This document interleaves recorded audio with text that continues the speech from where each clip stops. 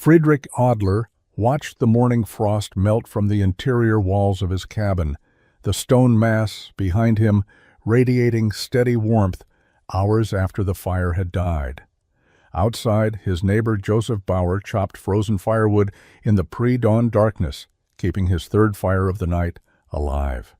Before we begin, let us know where you're watching from, and if stories of forgotten frontier wisdom speak to you, hit that subscribe button, because tomorrow's tale might just change how you see survival itself. The Wisconsin Territory. Winter of 1843 arrived early and settled in with the kind of cold that killed slowly. Friedrich Adler woke on the morning of November 14th to find ice crystals coating the inside of his cabin walls.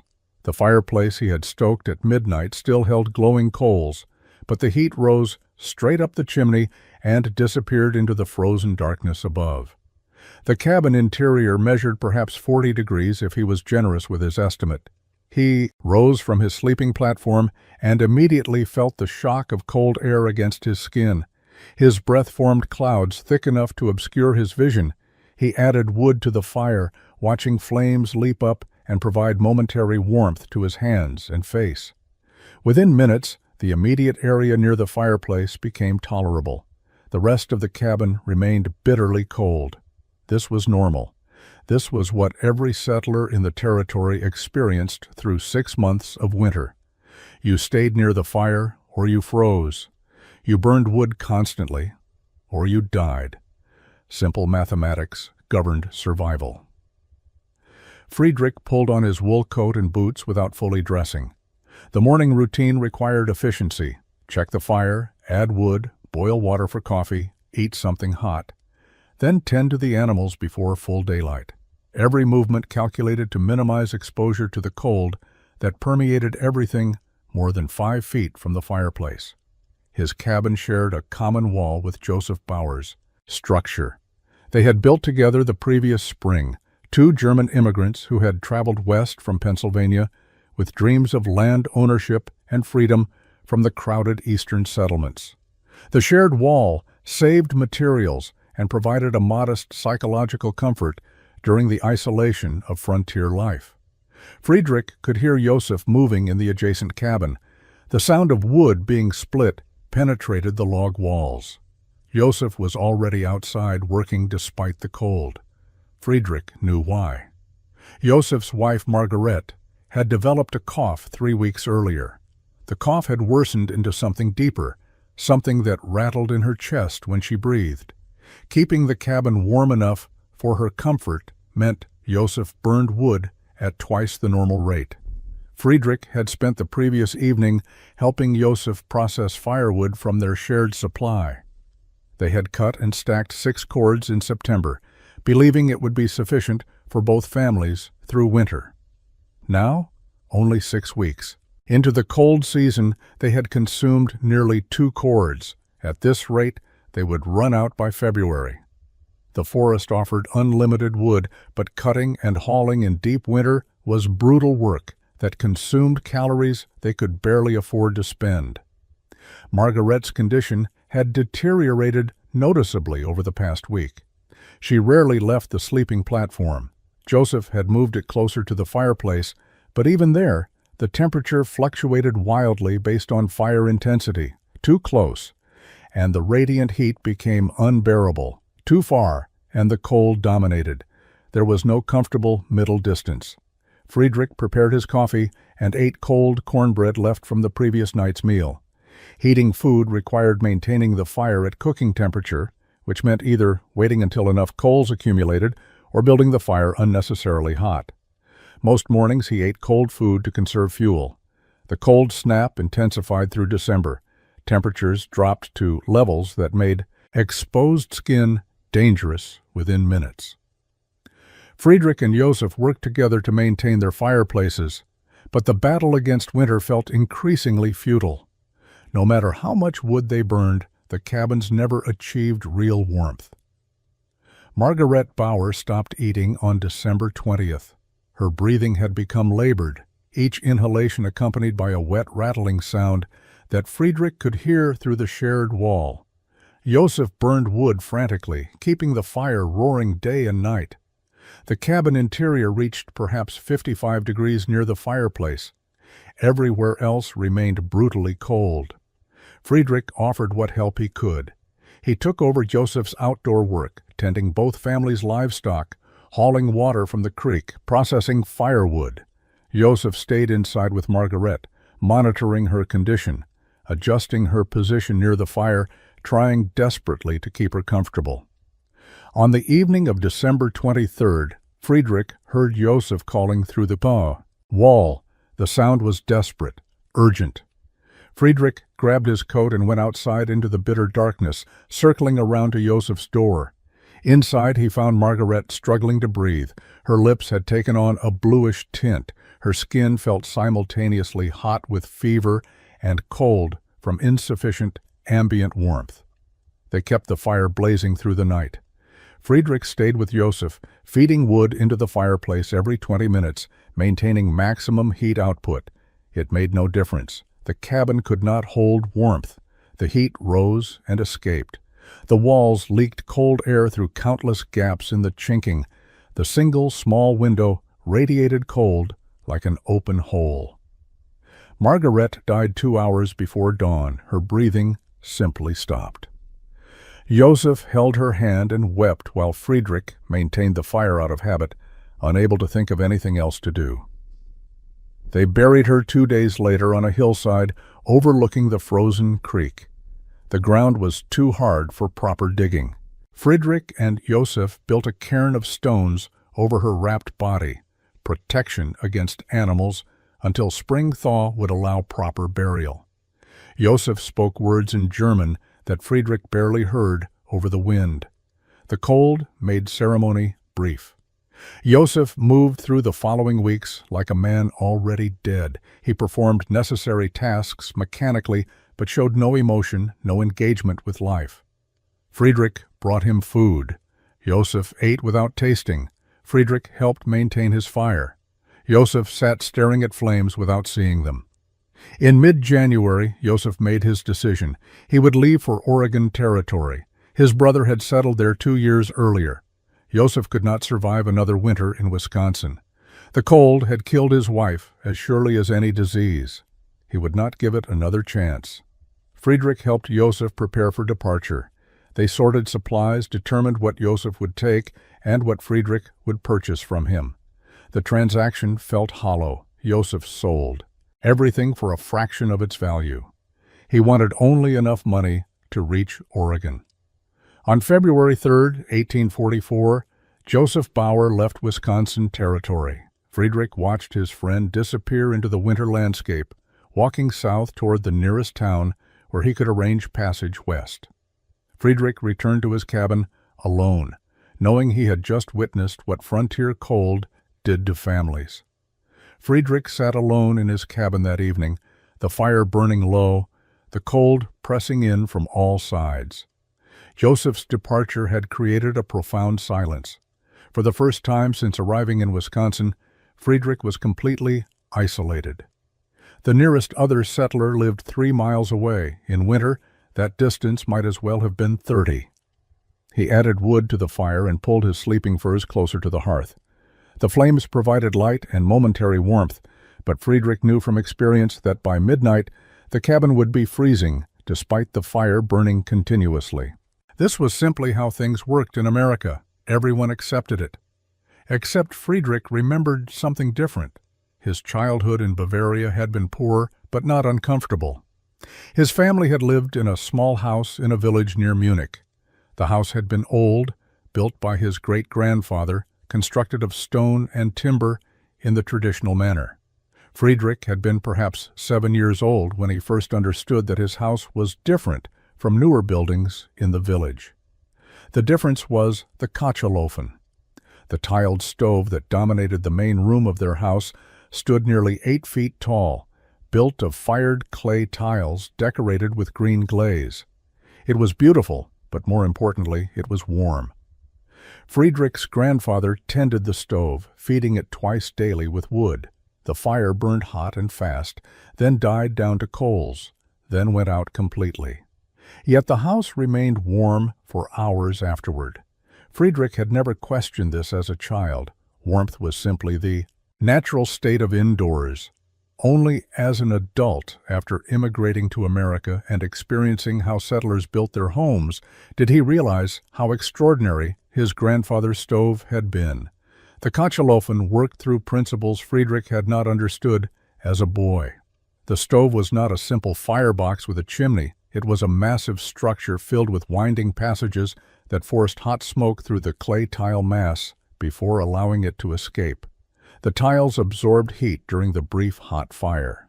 Then they radiated that stored heat for 12 to 24 hours. The house stayed warm without continuous burning. His grandfather had explained it once, when Friedrich asked why they did not keep the fire burning all day like their neighbors did. The old man had placed young Friedrich's hand on the stove tiles hours after the fire had gone out. The tiles were still warm to the touch. "The fire does its work," his grandfather had said in German, "and the stones remember. We do not waste wood feeding flames. We feed stones, and stones give back slowly." Friedrich had not thought about that conversation in years. Now, sitting alone in a freezing Wisconsin cabin, burning wood constantly, yet achieving no lasting warmth, the memory returned with startling clarity. American fireplaces were wasteful. They burned wood continuously but retained no heat. The moment the fire died, the cabin froze. All the energy from burning wood went directly up the chimney. Nothing was stored. Nothing was retained. It was like trying to fill a bucket with a hole in the bottom. His grandfather's Kachelofen had solved that problem centuries ago. The technology was old, proven, effective. So why was no one building them in America? Friedrich spent the next 3 days thinking about heat. Not about staying warm hour by hour, but about the fundamental problem of frontier heating. Every settler faced the same challenge. Winter lasted 6 months. Wood was abundant, but processing it consumed enormous labor. Burning it continuously in wasteful fireplaces meant entire winters spent cutting, hauling, splitting, and stacking fuel. There had to be a better approach. Friedrich knew the answer existed. He had experienced it as a child.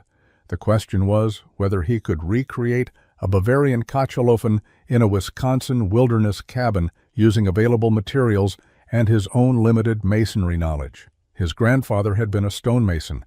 Friedrich was a farmer. He knew basic carpentry and log construction, but building a sophisticated heating system seemed beyond his capabilities, yet the alternative was continuing as things were. Burning wood constantly, achieving minimal warmth, wasting labor and fuel, or leaving, like Joseph, admitting defeat to winter. Friedrich was not ready to leave.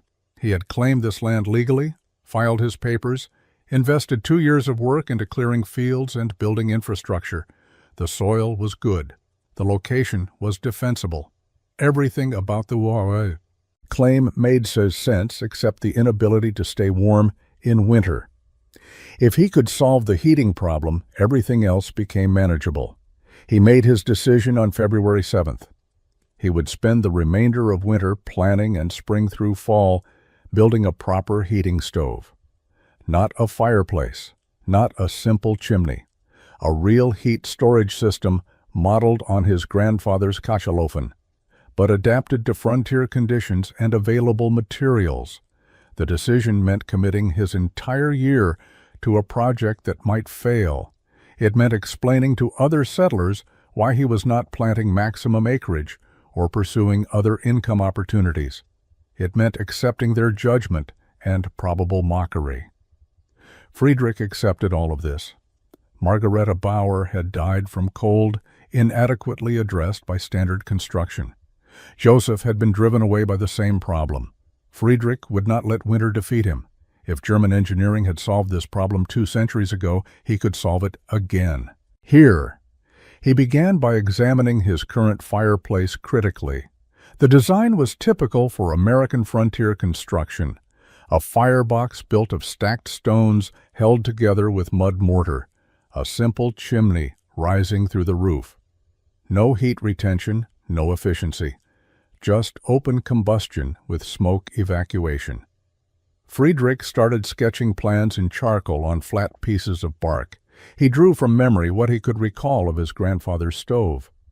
The massive structure, the small firebox door, the winding internal passages, the tiled exterior. He would need to adapt everything to materials available in Wisconsin, but the core principles remained valid. Stone was abundant. The creek provided unlimited fieldstone. Clay for mortar existed in deposits near the water. He had basic metalworking tools and could fabricate simple iron components. The real challenge would be understanding the internal structure well enough to recreate it without formal training. Friedrich spent the remaining winter, months refining his plans and testing materials.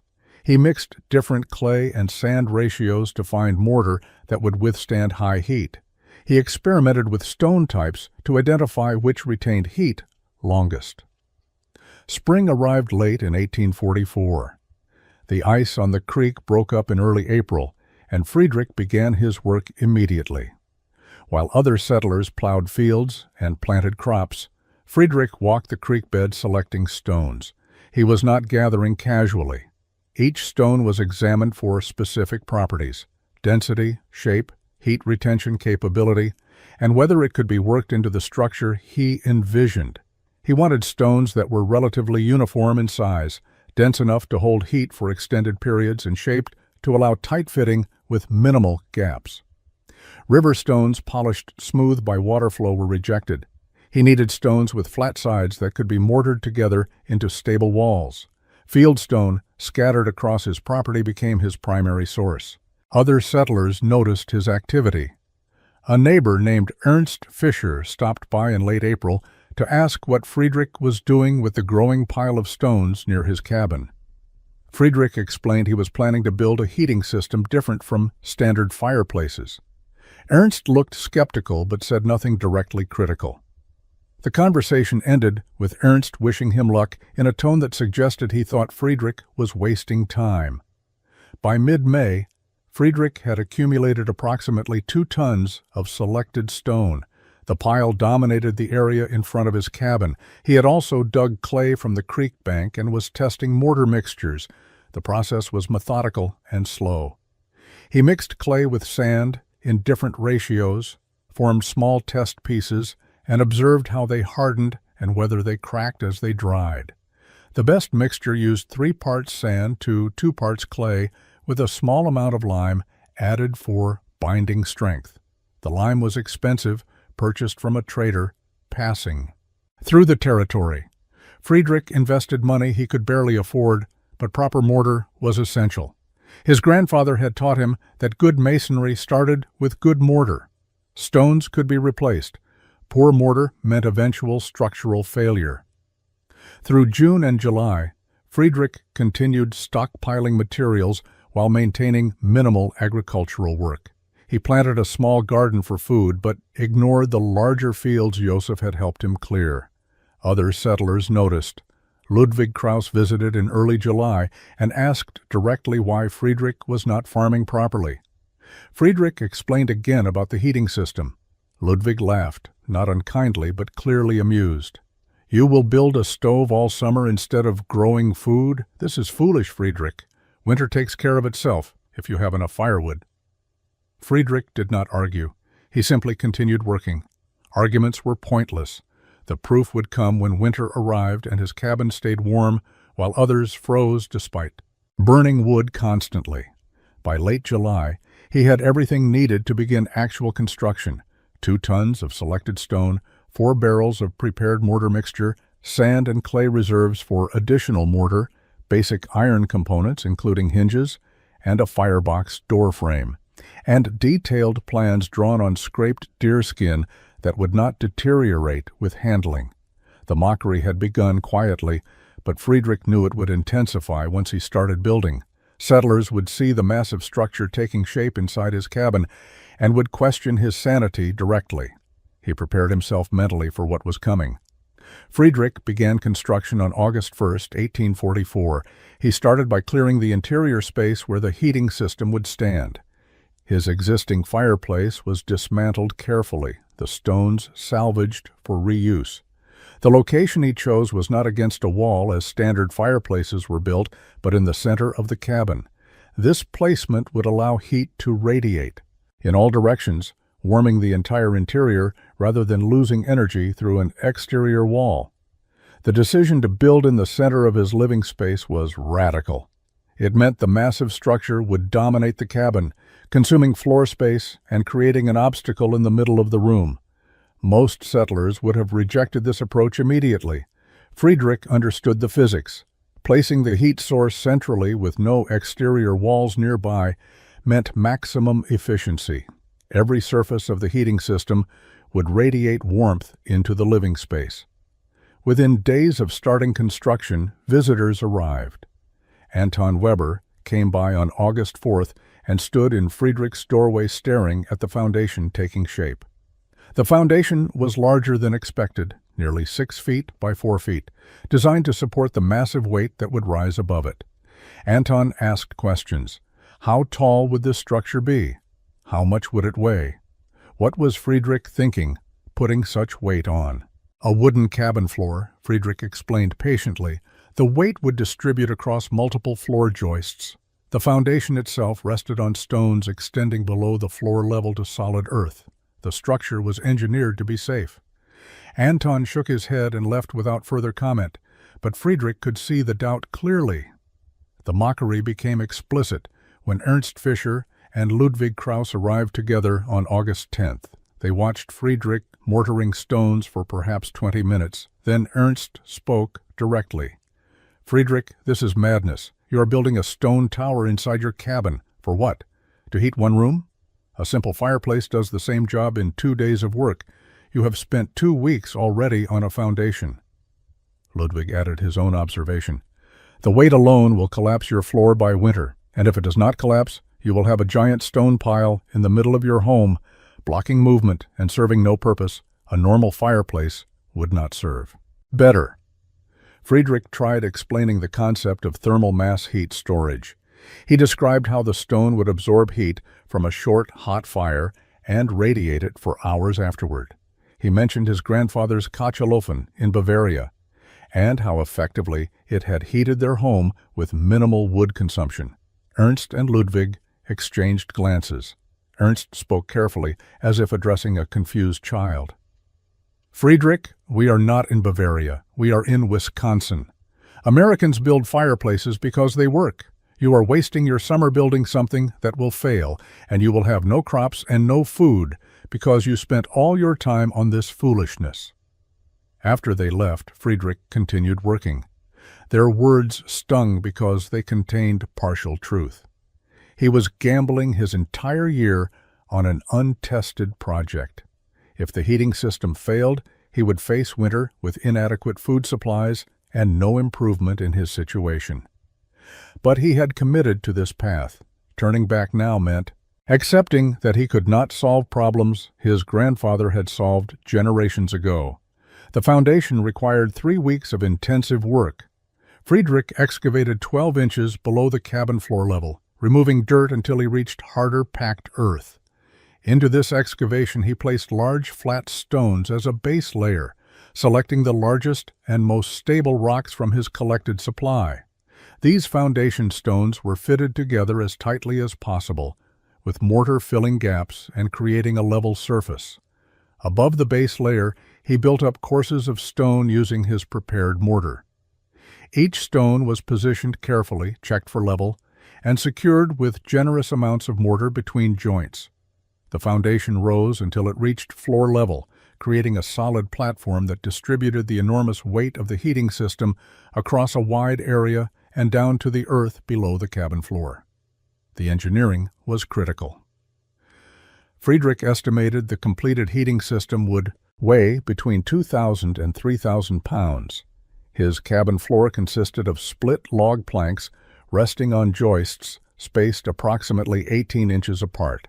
A standard fireplace built against a wall concentrated its weight along 1 or 2 joists. Friedrich's central placement meant the foundation would span multiple joists, distributing weight more effectively. He reinforced the joists directly beneath the foundation, using additional timber salvaged from the trees he had cleared for fields. While working on the foundation, Friedrich received more visitors. Settlers traveling to the nearest trading post stopped to see what the German was building. Word had spread. The mad German who was constructing something strange instead of farming. People came out of curiosity, stayed briefly, made comments ranging from polite skepticism to open mockery, then departed.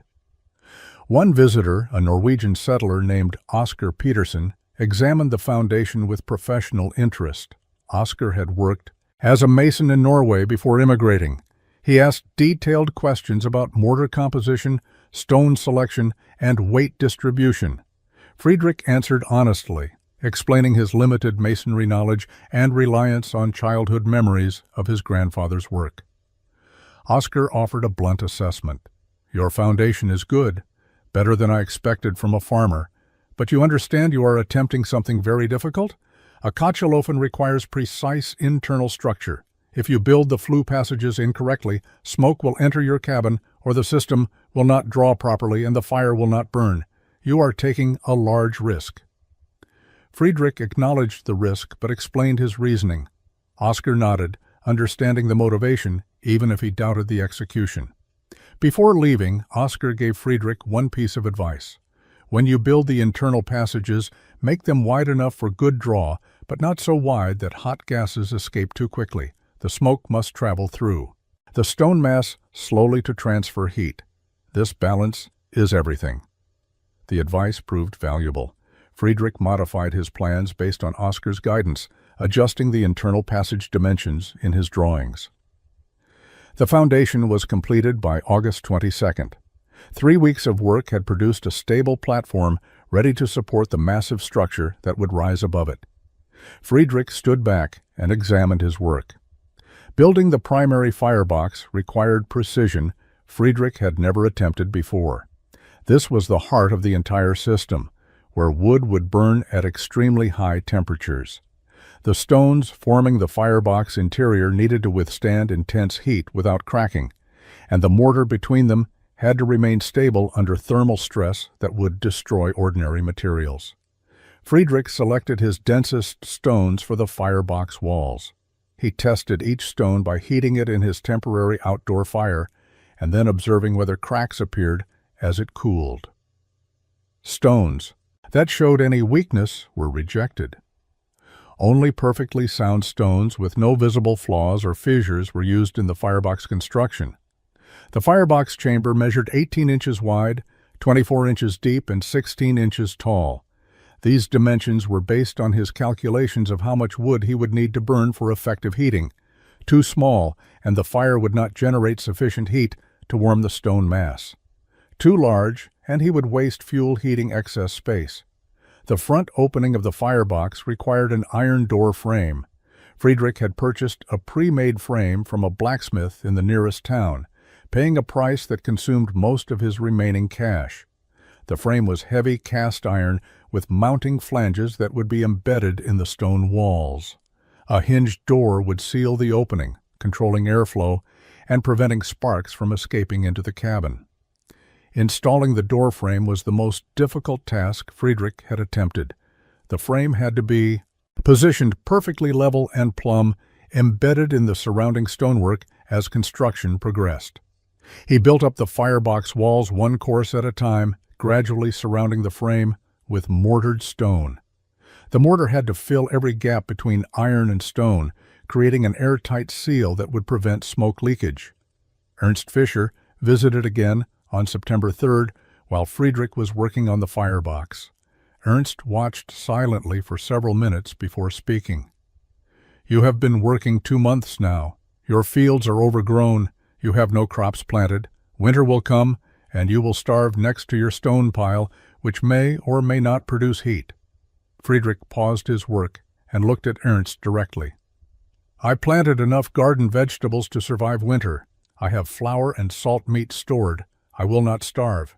And this stone pile, as you call it, will keep me warmer than any fireplace in this territory."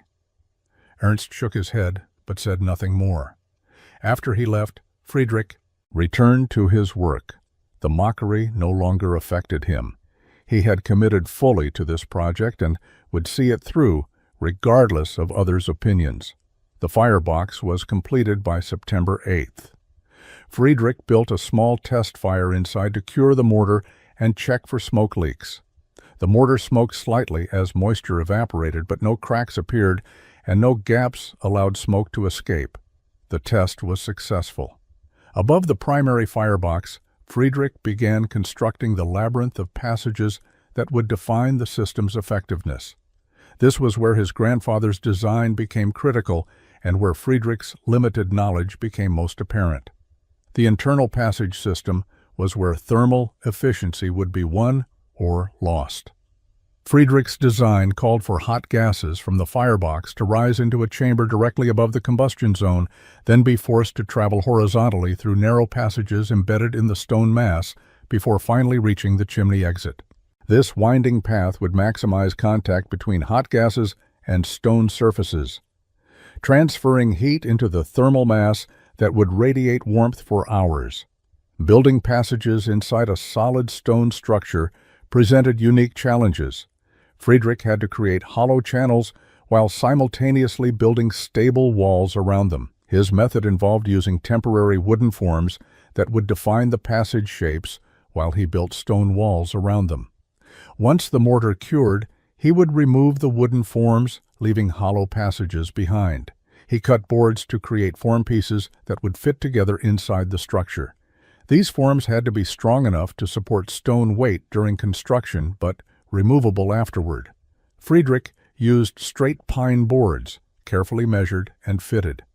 The passages needed to be approximately 4 inches wide and 6 inches tall, sized to allow good gas flow while maintaining sufficient surrounding stone mass for heat storage. The first passage led from the firebox chamber upward and then horizontally toward the back of the structure. Friedrich placed his wooden form, then built stone walls on both sides and above it, creating a tunnel through the stone mass.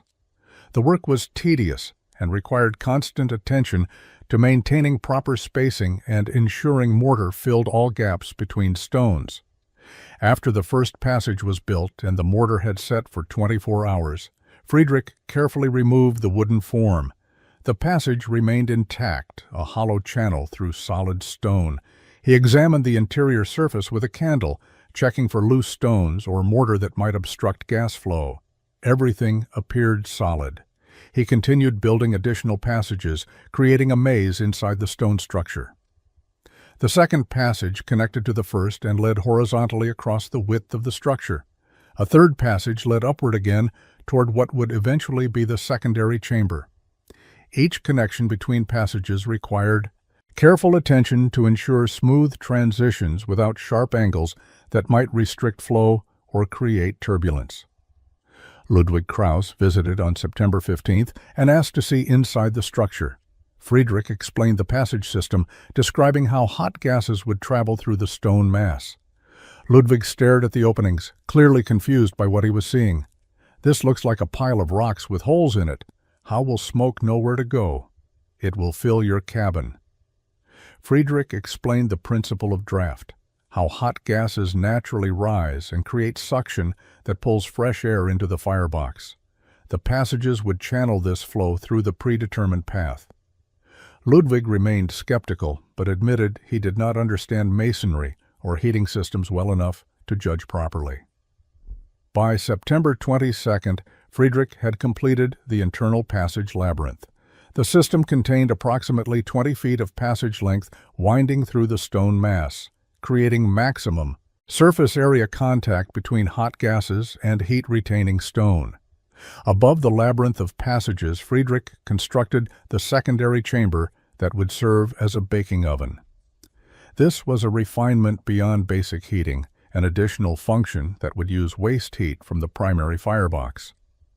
His grandfather's Kochelofen had included a similar feature, and Friedrich remembered his grandmother baking bread using heat that would otherwise have been lost up the chimney. The baking chamber measured 20 inches wide, 16 inches deep, and 12 inches tall. Friedrich built it using the same careful stone selection and mortaring techniques he had developed over the previous weeks. The chamber's floor consisted of thick, flat stones that would absorb and hold heat, creating a stable baking surface. The walls and ceiling were built to contain heat, while allowing excess gases to continue through the passage system toward the final chimney exit. The front of the baking chamber required another iron door, smaller than the primary firebox door, but built to the same standards. Friedrich had purchased this second door from the same blacksmith, explaining its purpose and receiving skeptical commentary about whether anyone needed two doors on a heating stove. The blacksmith had made the door anyway, and Friedrich now installed it carefully, embedding the frame in the surrounding stonework. The connection between the secondary chamber and the continuing passage system required precise engineering. Hot gases from the primary firebox would pass through the labyrinth, transferring heat to the stone mass. Some of this heat would warm the baking chamber from below and behind. The gases would then continue upward toward the chimney, but at a reduced temperature since much of their thermal energy had already been transferred to the stones. This sequential heat extraction was the genius of the design. Nothing was wasted. The same fire that heated the cabin also provided cooking capability without requiring additional fuel. American settlers typically maintained separate cooking fires or used their heating fireplaces for cooking, which meant either burning excessive wood or accepting reduced heating efficiency. Anton Weber visited on September 28th and examined the secondary chamber with obvious confusion. "You have built two fireboxes, one on top of the other? This makes no sense, Friedrich. How will you tend two fires at once?" Friedrich explained patiently that only one fire would burn in the lower chamber. The upper chamber would heat from the residual warmth in the gases passing through the system. Anton looked doubtful but did not argue further. His expression suggested he thought Friedrich had built something uselessly complex. By the end of September, the secondary chamber was complete. The structure had reached approximately 6 feet in height, dominated the cabin interior completely, and represented hundreds of hours of work. Friedrich stood back and assessed what he had built. The massive stone structure looked crude and utilitarian, nothing like his grandfather's beautiful glazed tile stove. But the principles were identical. If he had built it correctly, the physics would work regardless of appearance. October arrived with cold nights that reminded Friedrich why he was building this system. Frost appeared on the cabin walls in early morning hours. He lit small fires in a temporary outdoor fire pit for warmth while working, knowing his old fireplace was dismantled and unusable. The heating system had to be completed before serious cold arrived, or he would face a dangerous situation. The upper portions of the structure required finishing work that would complete the passage system and connect everything to the chimney exit. Friedrich built up the stone walls above the secondary chamber, gradually tapering the structure toward the top where the chimney would penetrate the roof. This tapering served both structural and aesthetic purposes.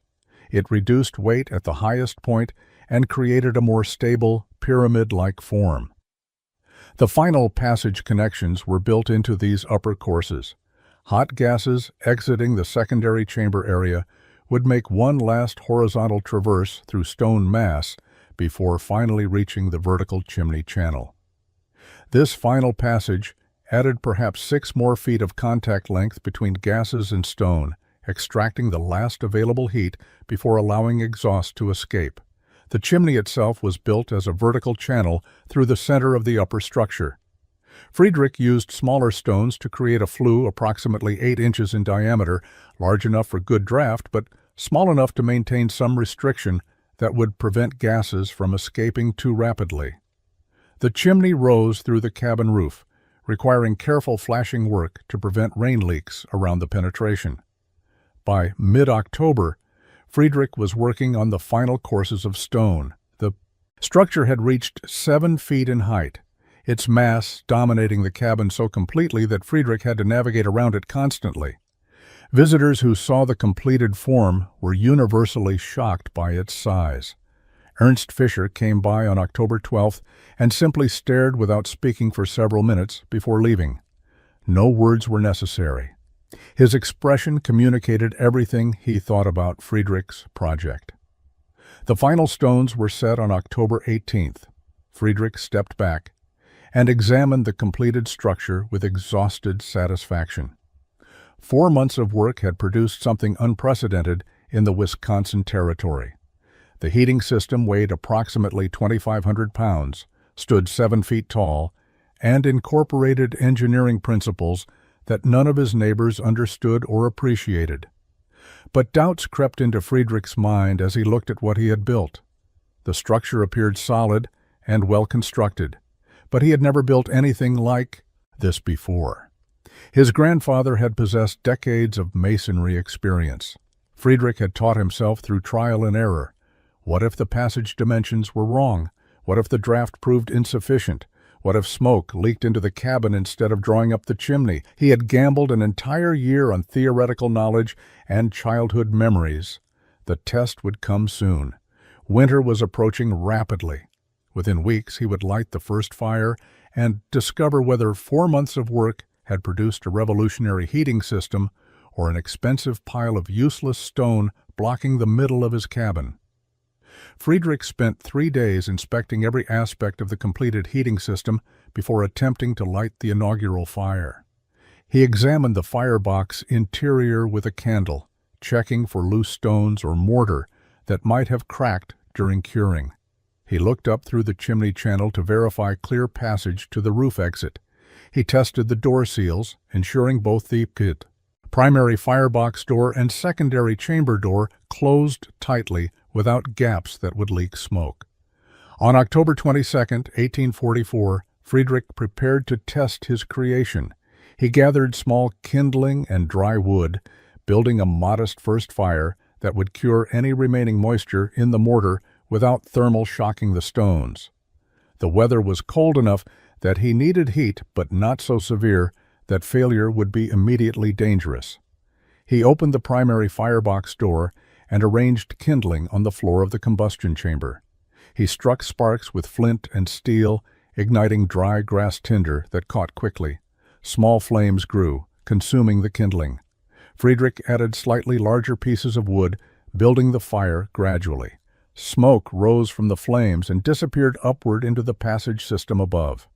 No smoke entered the cabin. This was the first critical test.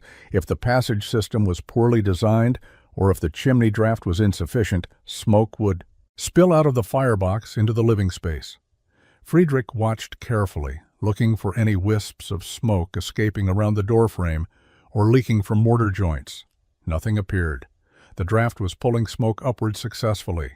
He added more wood, increasing the fire size until flames filled the firebox chamber.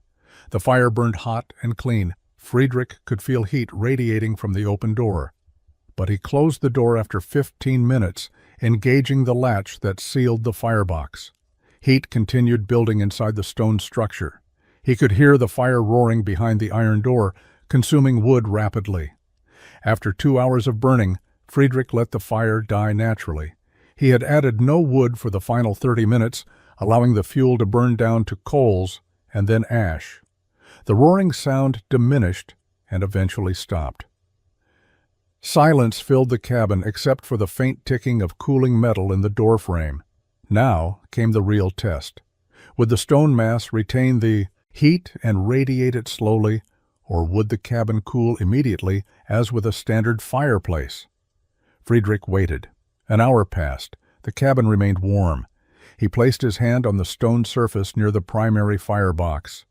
The stone was hot to the touch, almost painfully so. He tested stones higher up on the structure, still very warm.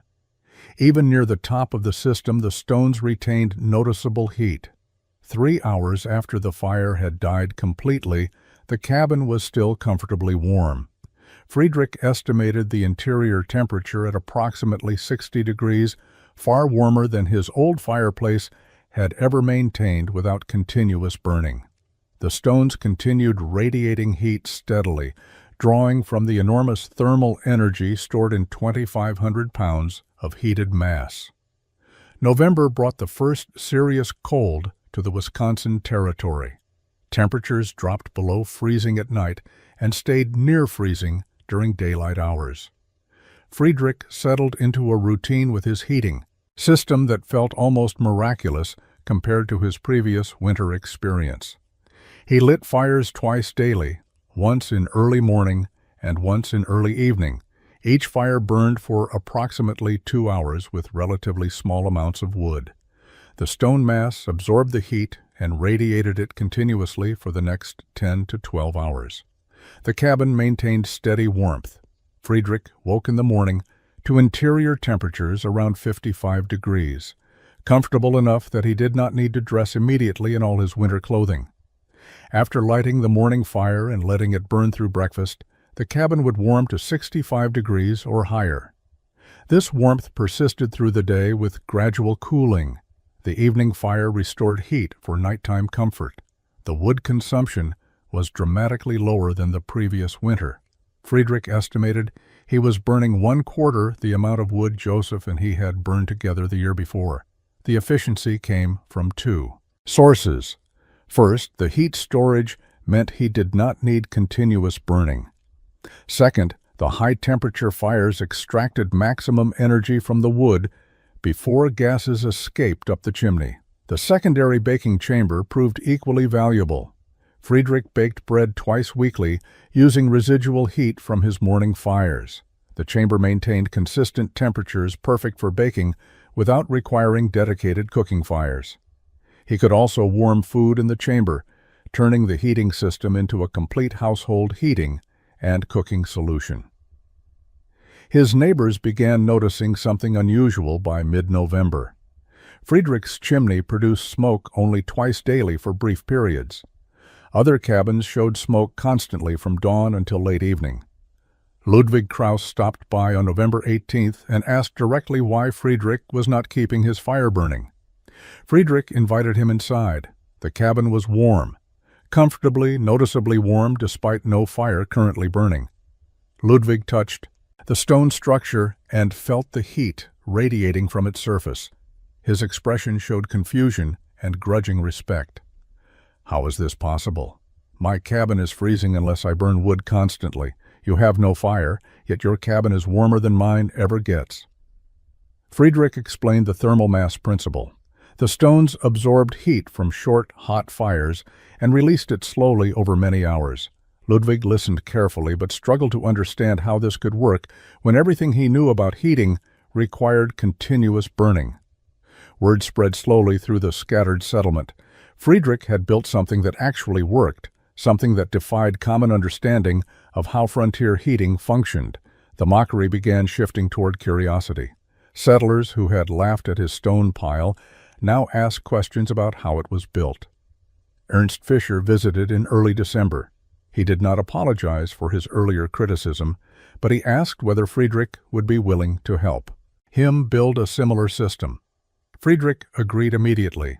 January 1845 brought cold that settlers would remember for years.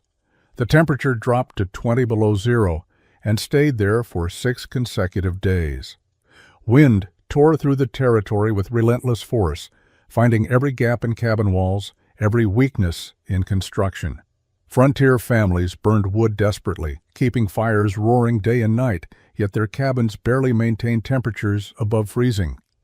Friedrich's cabin remained comfortable. He continued his twice-daily firing schedule, burning perhaps slightly larger fires to compensate for the extreme exterior cold, but the basic routine remained unchanged. Morning fire, evening fire, steady warmth throughout each 24-hour period. The stone mass proved even more effective in extreme cold because the temperature differential between the heated stones and the frigid exterior created stronger, radiant heat transfer. His interior temperature held steady between 60 and 65 degrees. This was not luxurious warmth, but it was survivable comfort. He could move around the cabin without heavy winter clothing. He could sleep without piling every fur and blanket he owned onto his platform. He could work on indoor tasks with bare hands without his fingers going numb. His neighbors were suffering, Anton Weber's cabin never exceeded 40 degrees despite burning wood at 3 times Friedrich's rate. The Weber family spent January huddled near their fireplace, unable to occupy the far corners of their cabin because the cold there was dangerously intense. Anton's children showed signs of cold-related illness, persistent coughs, and lethargy that worried their parents deeply. Ernst Fischer's situation was similarly desperate. Ernst had burned through his entire winter wood supply by mid-January and was now cutting fresh wood in brutal conditions, burning it still green because he had no choice. Green wood produced less heat and more smoke, making his already inefficient fireplace even worse. His cabin was miserably cold, despite Ernst working himself to exhaustion, maintaining constant fire. Ludwig Krauss had the largest family in the immediate area, 7 children ranging from 2 to 14 years old. Keeping them all warm through the January cold snap pushed Ludwig to his limits. His fireplace consumed wood at an astonishing rate. The children slept in shifts close to the fire, rotating positions so everyone received some warmth. Ludwig's wife developed frostbite on her fingers from doing washing in the attached lean-to where temperatures never rose above freezing. On January 9th, the situation became critical for the Weber family. Anton's youngest daughter, 4 years old, stopped responding normally. She was lethargic, refused food, and felt cold to the touch despite being wrapped in blankets near the fire. Anton recognized hypothermia symptoms. The child was losing the ability to maintain core body temperature despite their best efforts to keep her warm. Anton made a desperate decision. He wrapped his daughter in every warm item he could find and carried her through the darkness toward Friedrich's cabin. The distance was only half a mile, but in the brutal cold with deep snow, the journey took nearly an hour. Anton pounded on Friedrich's door well after midnight.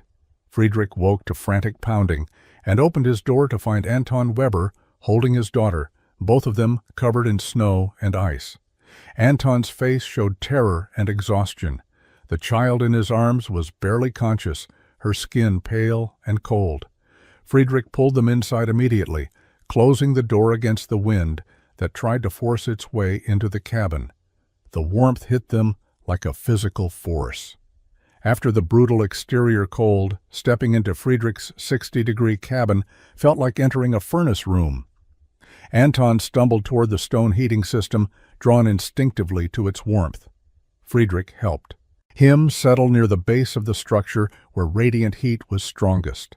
The child was in serious condition. Friedrich had seen hypothermia during his time in the mountains of Bavaria. The body's core temperature dropped below the point where normal warming could reverse the condition. The person needed external heat, applied carefully to avoid shocking their system. Warming too quickly could cause heart problems. Warming too slowly meant continued deterioration. Friedrich brought his thickest furs and wrapped them around the girl while keeping her positioned near the stone mass. The stone radiated steady, even heat, without the dangerous intensity of an open fire that could burn skin or cause rapid temperature swings. This steady, radiant warmth was exactly what hypothermia treatment required. Anton sat beside his daughter, holding her hands, speaking to her in German. His voice cracked with emotion and exhaustion. Friedrich prepared warm broth from dried meat and vegetables, creating liquid sustenance that could be consumed without requiring much energy. He brought the broth to Anton and encouraged him to try getting the child to drink small amounts. Over the next 2 hours, the girl slowly responded. Her skin gradually warmed. Her lethargy decreased. She began responding to her father's voice with small movements and eventually whispered words. By 3 in the morning, she was fully conscious and asking for water. The crisis had passed. Anton wept openly, holding his daughter and thanking Friedrich repeatedly. Friedrich downplayed his role, insisting that the heating system deserved credit, not him. But Anton understood the reality. If Friedrich had not built this system, if this warm refuge had not existed within reach, his daughter would likely have died. Standard frontier cabins in this cold could not have provided the sustained warmth needed for recovery. As dawn approached, Anton's daughter was sleeping peacefully, her breathing steady and color returned to her face. Anton stayed awake, keeping watch over her. He looked at the stone heating system with an expression combining gratitude and regret. "I mocked you," he said quietly to Friedrich. "I called you mad for building this. I was wrong. You built something that saved my daughter's life." Friedrich made coffee using the baking chamber's residual heat and sat with Anton as morning light filtered through the cabin window. Outside, the temperature remained savagely cold. Inside, the cabin stayed warm and safe, the stone mass continuing its steady work of radiating heat absorbed from the previous evening's fire. Word of the Weber child's rescue spread through the settlement within days. The story transformed how settlers viewed Friedrich's heating system. What had been an object of mockery became something approaching reverence. This was not just an efficient way to burn wood. This was life-saving technology that could mean the difference between survival and death during extreme winter conditions. Ernst Fischer appeared at Friedrich's door on January 15th. He was direct and humble. "I want to build what you have built.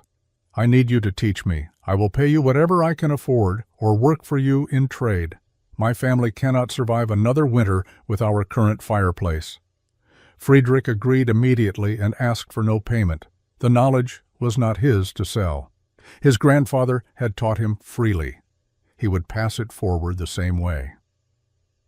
They began planning Ernst's heating system that afternoon, with Friedrich sketching designs and explaining principles, while Ernst took notes on bark paper. Ludwig Krause came 2 days later with the same request. Then Anton Weber, once his daughter had fully recovered. Within a week, Friedrich had committed to helping 4 families build masonry heating systems before the next winter arrived. The work would consume his entire spring and summer, but Friedrich accepted this willingly. He had proven the concept. Now it needed to spread. Construction began in April 1845, as soon as weather permitted outdoor work. Friedrich moved between building sites, supervising foundation work, teaching mortar mixing, explaining passage design. Each family provided labor. Friedrich provided expertise and guidance. The projects progressed slowly but steadily through spring and into summer. Ernst Fischer's system was completed first in early July. Ernst had worked obsessively, determined to finish before harvest season demanded his attention. The design was similar to Friedrich's, but adapted to Ernst's smaller cabin. Friedrich helped with the critical firebox and passage construction, ensuring the system would function correctly. Ludwig Krause's system took longer because of its size. With 7 children, Ludwig needed more heating capacity. Friedrich designed a larger structure with a bigger firebox and more extensive passage network. The construction consumed 3 months and required significant stone hauling, but by late August, Ludwig had a heating system that could warm his entire large cabin efficiently. Anton Weber built the most refined version. He had studied Friedrich's design carefully and made improvements based on lessons learned from Ernst's and Ludwig's builds. Anton's system included better insulation around the firebox, smoother passage transitions, and more accessible cleaning ports for removing accumulated ash from the passages. Friedrich praised these innovations and incorporated them into his advice for future builds. By fall 1845, 4 families in the immediate area had masonry heating systems.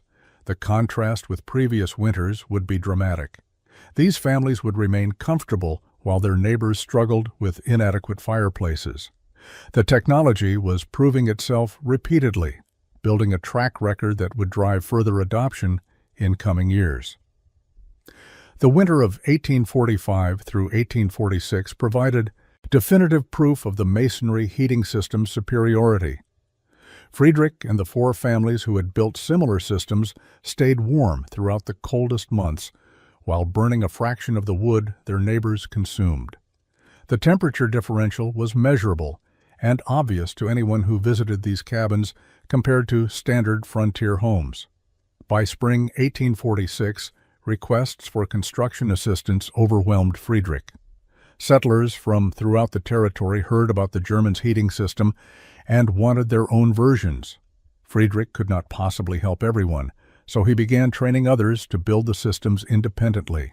He created detailed drawings on prepared deerskin showing foundation layouts, firebox dimensions, passage routing, and chimney construction. These drawings became templates that competent builders could follow without direct supervision. The technology spread beyond the immediate Wisconsin territory. Travelers passing through saw the systems and carried descriptions to other settlements. Immigrants arriving from Europe, particularly Germans, Norwegians, and Finns, recognized the designs immediately. These were variations of heating systems they had known in their homelands, adapted brilliantly to American frontier conditions. These immigrants became advocates and builders, spreading the technology through their new communities. The naming became standardized through common usage. Settlers called them Adler heaters, after Friedrich's surname. He never promoted this name himself, but it stuck through organic adoption.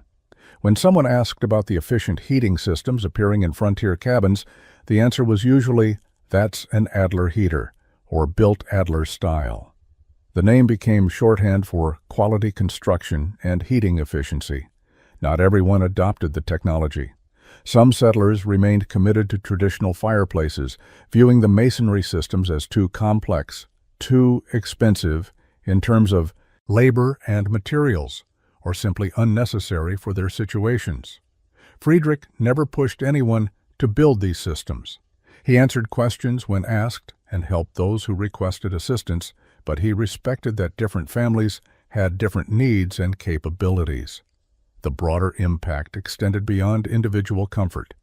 Settlements with multiple Adler heaters showed measurably lower winter mortality rates compared to settlements relying entirely on traditional fireplaces.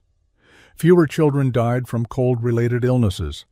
Fewer adults suffered frostbite or hypothermia complications. The correlation was clear to territorial physicians who tracked these statistics. Better heating directly saved lives.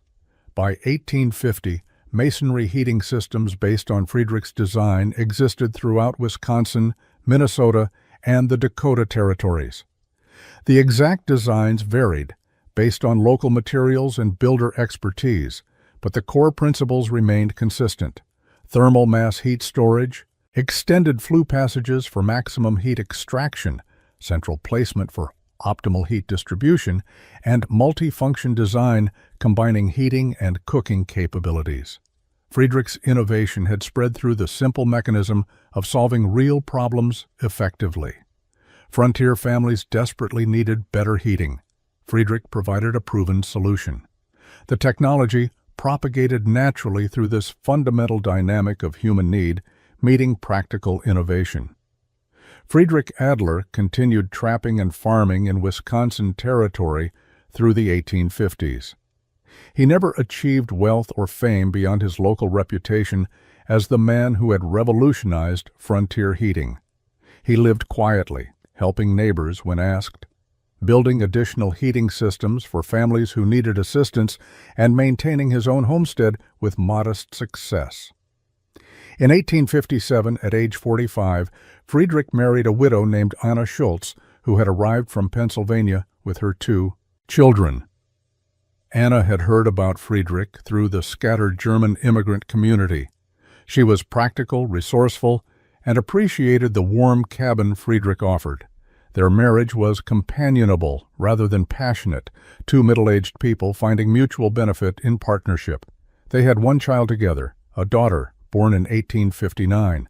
Friedrich was a devoted father in his quiet way, teaching his children practical skills and the value of solving problems through careful thought, rather than accepting conditions as unchangeable. He never spoke much about his heating system invention, treating it as simply something that had needed doing. The Civil War years brought changes to the frontier. Many younger men left to fight. Settlements struggled with reduced labor forces. Friedrich, too old for military service, maintained his homestead, and helped families whose men had gone to war. His heating systems became even more valuable during these years when wood cutting was more difficult due to labor shortages. By the 1860s, Friedrich's design had evolved through hundreds of individual implementations. Builders had made improvements, adaptations, and refinements. Some systems included better draft controls. Others featured improved cleaning access or more efficient passage layouts. Friedrich welcomed these innovations, understanding that good ideas improved through distributed experimentation and modification. He died on March 3, 1869, at age 57. A respiratory illness contracted during late winter proved fatal despite Anna's nursing efforts. He was buried in a small cemetery outside the town that had grown up near his original homestead. His gravestone was simple, showing only his name and dates. No mention of his heating innovation appeared on the marker. Anna continued living in Friedrich's cabin for another decade. The heating system he had built 25 years earlier still functioned perfectly. She eventually sold the property to a younger family and moved east to live with her daughter. The cabin remained occupied continuously for another 30 years, the stone heating system outlasting multiple generations of inhabitants. By the time Friedrich died, several hundred Adler-style heating systems existed across the northern frontier territories. Most people using them never knew Friedrich Adler's name or his story. They simply knew these systems worked far better than standard fireplaces.